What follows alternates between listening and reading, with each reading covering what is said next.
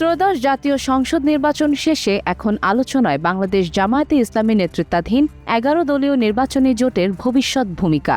নির্বাচন পরবর্তী পরিস্থিতিতে জোটকে সংসদে বিরোধী দলীয় জোটের রূপ দেওয়ার উদ্যোগ নিয়েছে জামায়াত। দলটির নির্বাহী কমিটির বৈঠকে এ বিষয়ে প্রাথমিক সিদ্ধান্ত হয়েছে। নির্বাচনে ২৯৭টি আসনের মধ্যে ৭৭টিতে জয় পেয়েছে জামায়াত জোট। এর মধ্যে জামায়াত এককভাবে পেয়েছে ৬৮টি আসন, যা দলটির ইতিহাসে সর্বোচ্চ। শরিকদের মধ্যে জাতীয় নাগরিক পার্টি পেয়েছে ৬টি, বাংলাদেশ খেলাফত মজলিস ২টি এবং খেলাফত মজলিস ১টি আসন।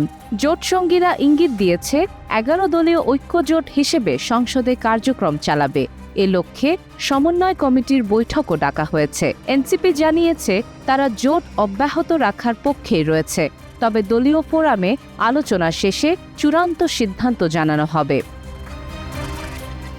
অন্যদিকে নিরঙ্কুশ সংখ্যাগরিষ্ঠতা পেয়ে বিএনপি সরকার গঠনের প্রস্তুতি নিচ্ছে। বিএনপির পক্ষ থেকে এখন পর্যন্ত জামায়াত জোটের কাউকে সরকারে নেওয়ার বিষয়ে আনুষ্ঠানিক কোনো ঘোষণা আসেনি। ফলে সংসদে শক্তিশালী বিরোধী জোট হিসেবে আত্মপ্রকাশের দিকেই ঝুঁকছে ১১ দলের এই জোট।